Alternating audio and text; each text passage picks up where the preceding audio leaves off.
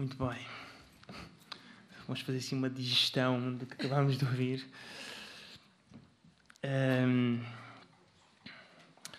Então já fui apresentado, sou o Padre Nuno Branco, sou jesuíta, estou a viver em Coimbra. Melhor dito, vivo em Cernache, na comunidade do noviciado, com 8 novícios que estão a começar a etapa de formação, e depois sou diretor de um centro universitário também em Coimbra. Então, antes de mais nada, também agradecer este convite que foi feito aqui sobre este tema que já vimos e ouvimos tão difícil e tão complexo. É sempre difícil, desculpem aqui a expressão, caracterizar a juventude, não é? Da mesma maneira, para mim, enquanto padre, preparo a homilia, e na Alegria do Evangelho o Papa Francisco preparar boas homilias, eu tenho que saber quem é que tenho diante de mim. Portanto, imaginem o Evangelho da boa samaritano, ou da samaritana. Na Basílica da Trindade, em Fátima, é o mesmo que é dito e proclamado num campo de férias. O público é diferente. Portanto, quem é que é o público que eu tenho à minha frente para que esta palavra possa encarnar de alguma maneira?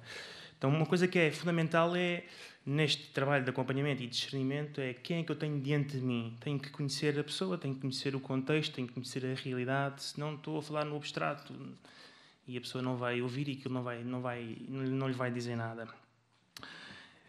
E, portanto, o meu contexto que me traz cá é a realidade de Coimbra, não é? É a vida académica em Coimbra. Conhecem a vida académica em Coimbra? Noitadas e saídas, e é esta a realidade, não é outra. Portanto, é com esta que eu tenho que trabalhar. Não vale a pena estar a dizer que, no meu tempo, enfim, também a minha defesa para eles, podia ser pai deles, quase.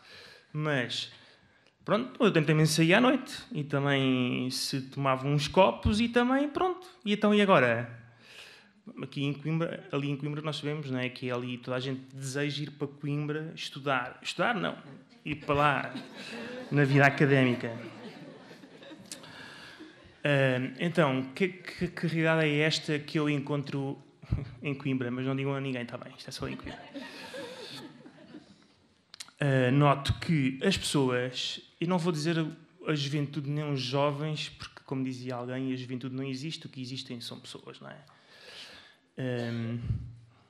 Então, em vez de falar de jovens ou de juventude, são os estudantes universitários, porque são estes com quem eu estou, assim, frequentemente.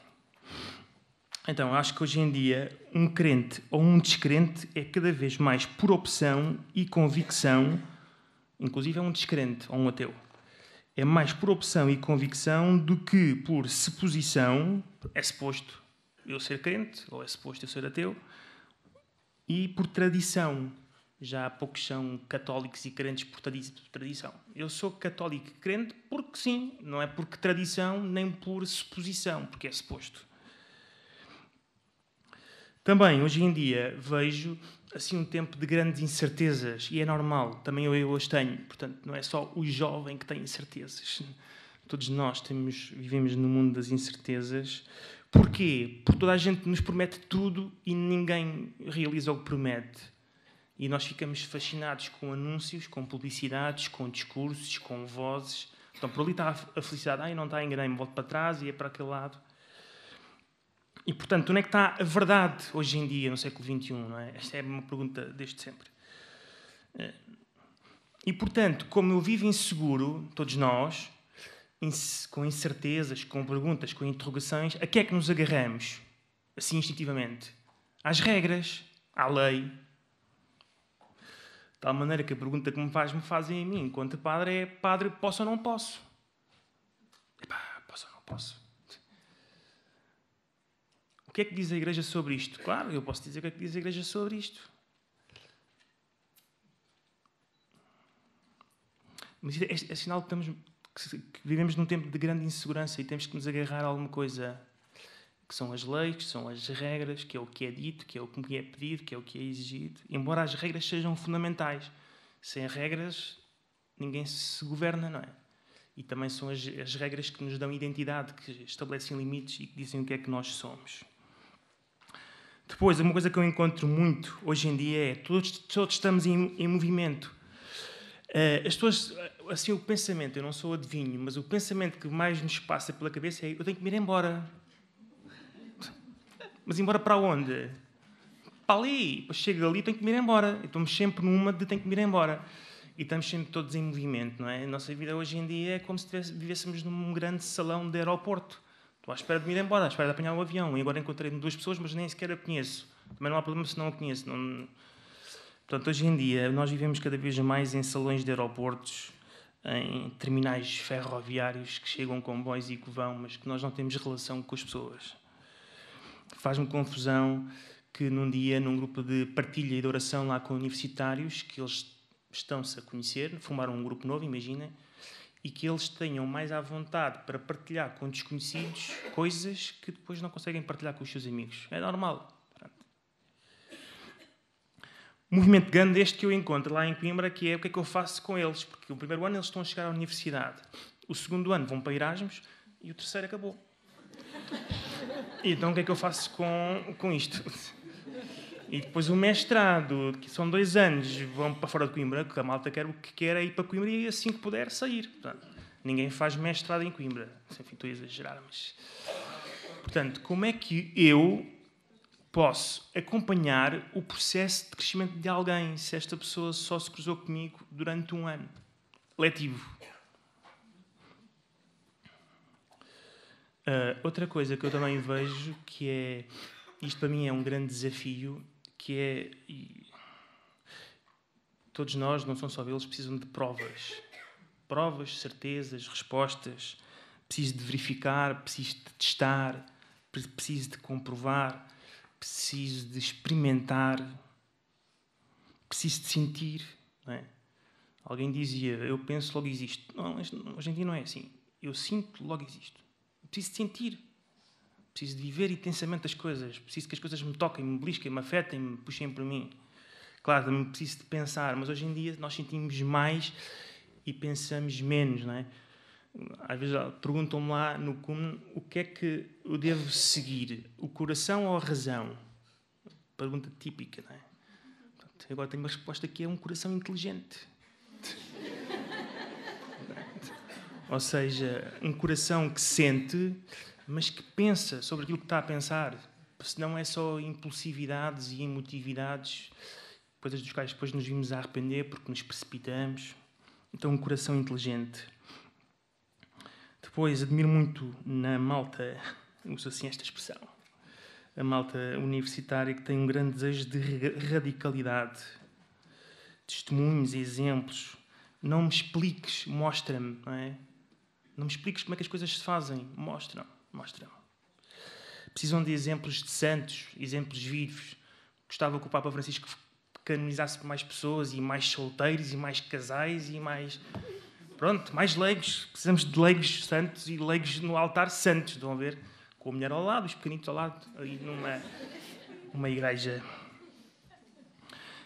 Este tema dos refugiados e dos imigrantes. Agora vou para a Grécia. Agora vou para a África. Agora vou para o Chad. Isto é ótimo. Depois inventam projetos. Enfim, espero que não seja para não estudarem. Mas... Depois, com os não crentes, também há não crentes lá no CUMNE. E a malta fica um bocadinho, às vezes, aflita com ateus. Estão aqui ateus. Olha, estou bem. Ora bem, eu não sei se hoje em dia há gente contra Deus, assim, sobretudo os estudantes. Acho que não sei se há estudantes contra Deus. Podem passar assim por uma etapa, também como às vezes eu passo, de momentos mais difíceis. Eu acho que as pessoas vivem bem sem Deus, que é diferente. Antigamente as pessoas estavam contra Deus. Hoje em dia, eu vivo bem sem Deus. Quanto muito estou contra a igreja, mas contra Deus, Deus não me fez mal. Até que aconteça alguma desgraça. E assim mais 3 coisas. 2, desculpem. É uma pressão gigante sobre os estudantes universitários. Têm que ser médicos. Desculpa, António. Têm que ter notas belíssimas, médias fantásticas. Aquilo é uma pressão gigante para eles. depende de como é que cada um vive isso, não é? O problema não está na nota ou na média, está como é que eu vivo com isto, com lido. E, de facto, é uma pressão que recai sobre eles grande. E depois, reparem, eles, todos nós, não é eles, nós, temos o mundo aos nossos pés, basta pegar um telemóvel, a quantidade de aplicações que lá está, eu tomo ali decisões com este dedo. É muito mais fácil hoje tomar decisões e fazer escolhas, mas mais difícil que elas sejam acertadas. Não é? E é aqui um tema que depois gostava de lá ir, que é, nas decisões, o tema da liberdade e da vontade. Não basta querer, tem que optar. Bem, agora, como é que eu me coloco, eu, Padre Nuno, como é que eu me coloco dentro deste contexto? Coimbra, festas e desejo de radicalidade também, de santidade.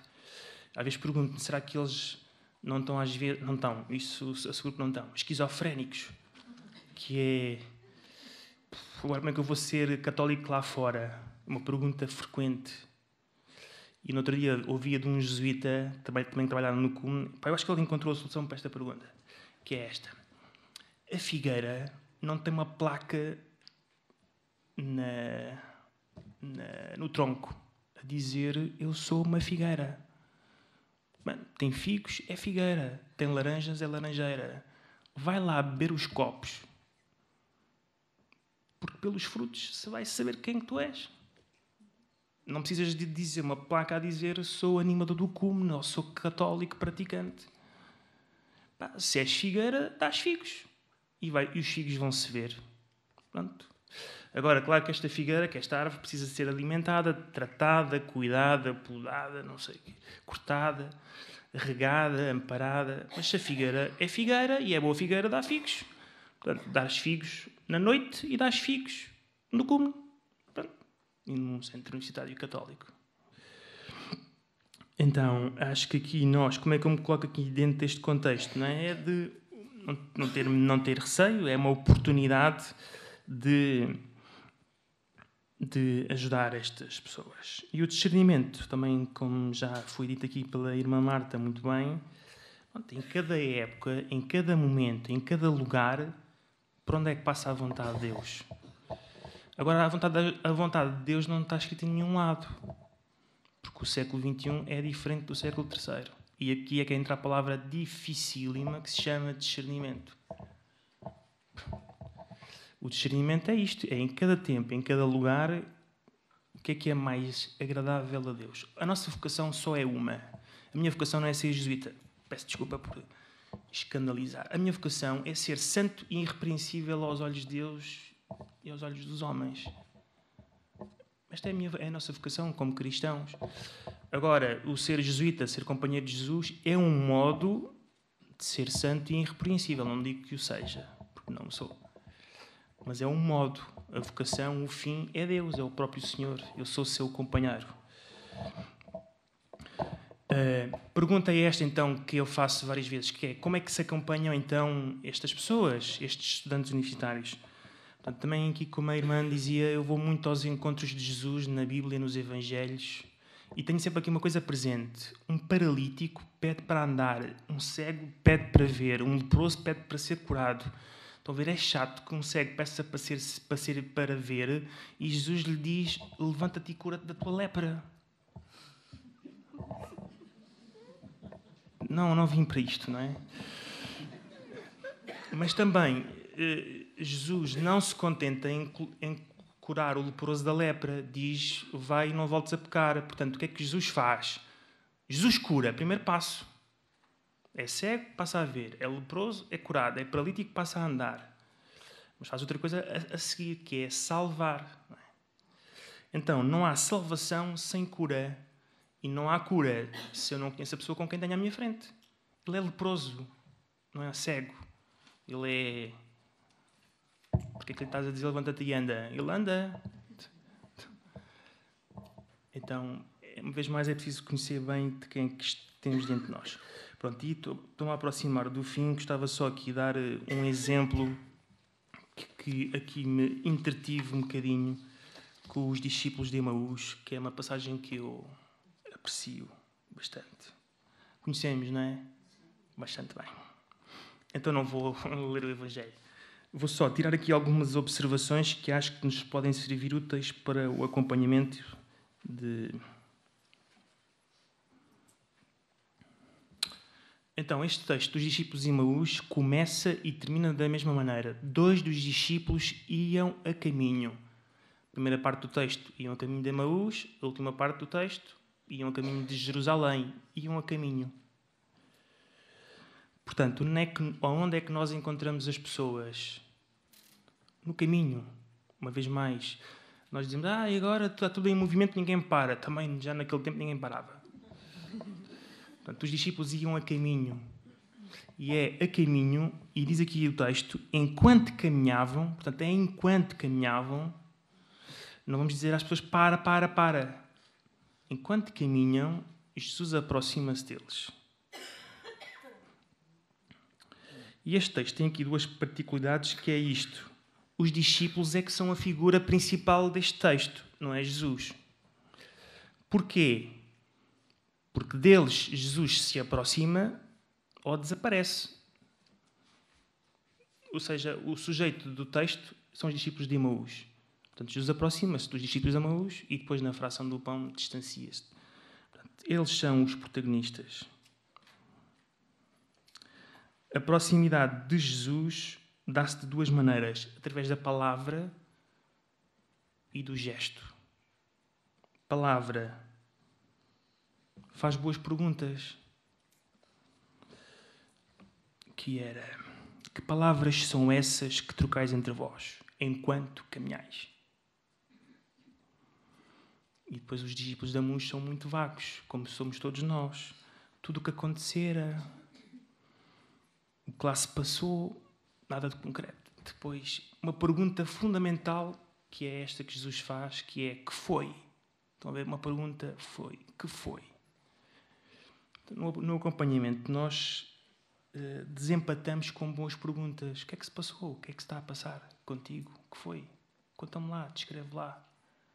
Então, foi Jesus que morreu, foi entregue, foi crucificado. Pronto, é uma coisa concreta, não é tudo o que acontecera. E estas boas perguntas que Jesus faz e depois, finalmente, explica as Escrituras, não é? E depois o gesto. Qual é o gesto? O principal é de ouvir, que já é um bom gesto. E o segundo é o partir do pão. É curioso que Jesus parte-se, mas não está dividido. Curioso. É um homem que se parte, que se reparte, mas é um homem que não está dividido, está inteiro naquilo que se parte. Que é assim. Outra nota curiosa que era, embora os discípulos, o coração deles ardesse, metaforicamente falando, ardesse na explicação das Escrituras, só reconhecem o Senhor ao partir do pão. O que é que isto quer dizer? A entrega da vida, a radicalidade, o serviço, o gesto de amor. Primeiro o gesto, depois a doutrina. Eu só reconheço primeiro o Senhor nos gestos, nas ações concretas, na vida. Partir do pão. E depois a doutrina. Depois, embora aqui tenha começado primeiro, mas não foi na doutrina que eles reconheceram. Embora a doutrina seja necessária, porque pela doutrina eles perceberam que aquilo tudo fazia sentido. E depois este acompanhamento que forma homens e mulheres, atenção, capazes de ler e interpretar, o coração inteligente, capazes de ler e interpretar o que lhes está a acontecer, e por isso são homens que vão anunciar o Evangelho a outros.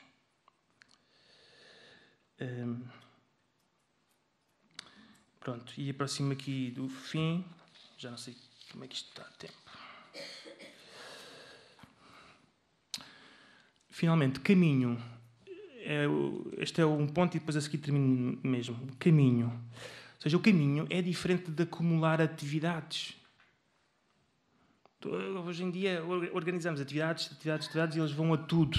Mas ir a tudo não quer dizer que estou a fazer caminho. Ir a tudo significa que eu estou a ir numa direção e, portanto, vou dizer que sim a isto e que não àquilo. Hoje em dia eu digo às pessoas que há dois perigos. Ou não vou a nada, ou vou a tudo.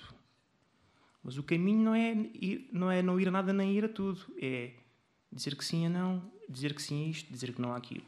E para que haja caminho, são preciso duas coisas. Para onde é que eu estou a ir? Que às tantas, muitas vezes não sei para onde é que eu estou a ir. Nem eu. Para onde é que eu estou a ir? E outra que é o acompanhamento espiritual. Ora, Santo Inácio, que é o fundador dos jesuítas, demorou 20 anos a encontrar a vontade de Deus. Ou seja, desde que se converteu até que o Papa aprovou a Companhia de Jesus, decorreram 20 anos. Portanto, 20 anos demorou o discernimento de Santo Inácio de Loyola. Estão a ver? E sabem, como ele não sabia para onde é que estava a ir e para onde é que o Senhor levava, qual é que era a bússola do caminho dele? É uma coisa fundamental, que é a consolação espiritual, que é a alegria do Evangelho. Portanto, o problema não está em não saber para onde é que eu vou, porque pode dar-se o caso, eu não sei para onde é que estou a ir. O problema é, eu não sei o que é que eu estou a viver. E se eu estou em consolação espiritual, que é aumento de fé, esperança e caridade, eu estou no bom caminho. Mas para onde é que eu estou a ir? Não sei. Mas estás no caminho certo. Porque nós não sabemos o futuro, nós não adivinhamos o futuro, nós não somos adivinhos. A bússola, não é? Imagina uma pessoa perdida na floresta, a bússola, norte, consolação espiritual, a alegria do Evangelho. Para onde é que eu estou a ir? Não sei. Não sei. Mas estás no bom caminho. Como é que o Padre não sabe? Consolação espiritual. Bem, então aqui, agora termino mesmo. Então, coisas que eu acho que a nós nos faz falta e que temos aí que ter mesmo muito cuidado para não... Pronto, também nós aprendemos com os nossos próprios erros. E ainda bem às vezes que erramos, que é para também aceitar que os mais novos erram. Porque não há melhor maneira de crescer senão errar. Aprendendo com o erro. E às vezes nós não admitimos que os filhos erram, não admitimos que os... Não, é preciso também às vezes errar, desde que eu aprenda e cresça com isso. Então aqui só, e termino aqui mesmo com as perguntas que, assim, mais provocantes.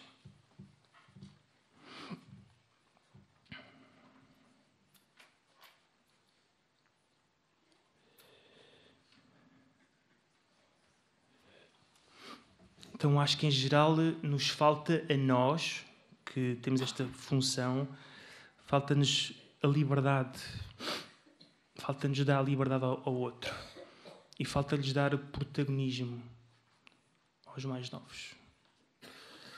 Nós nunca os convocamos para a programação, o discernimento de atividades, não sei se... Não lhe perguntamos pouco, já temos a coisa, depois eles executam, é para vocês, mas não é feita com vocês. Depois também temos um bocado de medo de ir para onde eles andam. Jesus foi ter com eles, iam ao caminho, e nós temos medo da noite, medo de ouvir determinadas coisas que eles possam querer dizer, medo de críticas que nos queiram fazer a nós, medo de observações. Não sei, já uma vez algum jovem vos perguntou: mestre, ensina-me a rezar? Também não rezamos, porque é que ele dá-nos perguntar, ensina-nos a rezar? Claro, não é? Porque é que a Jesus lhe pediram: ensina-me a rezar?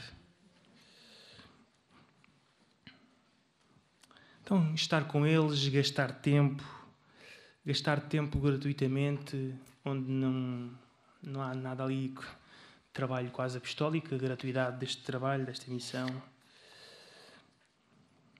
Pois também este testemunho que damos ou que estamos a dar, ou seja, as nossas palavras fazem arder corações ou não?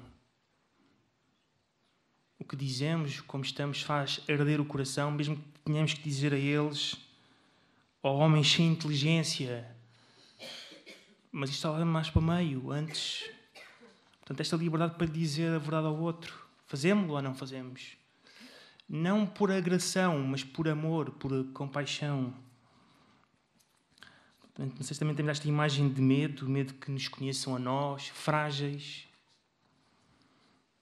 Medo de ir ao encontro deles, de sermos próximos, confundimos-nos. Confundimos-nos. Pois às tantas somos como eles. Ou queremos ser como eles, ou somos muito distantes, ou muito por dentro. E medo de não sermos protagonistas, que sejam eles, que se esqueçam de nós. Medo de educá-los para a liberdade, com medo que eles nos escapem. E temos medo de propor silêncio. No outro dia, e termino, estávamos a propor um tempo de oração e foi silêncio. Não havia imagens, slides. Pronto, é silêncio. Já estávamos todos assim, né, alguns. Mas é isto. E não propomos silêncio. Uma vela, basta uma vela para a oração. Um ícone, uma imagem, uma cruz. Não é preciso fogo de artifício. É o silêncio. Não é? Precisamos de gestos fortes, de imagens fortes. E precisamos também de... E termino mesmo agora. A cruz faz parte da vida. Estes discípulos foram para Jerusalém. Não foram para Emaús. Em Jerusalém foi onde Jesus foi morto e crucificado. Curioso. Mas também onde ressuscitou. Portanto, a cruz e a ressurreição que faz parte, e que eles também conheçam isso, que é bom. E termino assim com esta frase do Papa Francisco, mas que na altura, creio eu, ainda não era eleito Papa, e que diz assim: quem mais está na ação, mais precisa da contemplação. Portanto, quanto mais trabalhamos, mais temos que rezar. Pronto. Muito obrigado.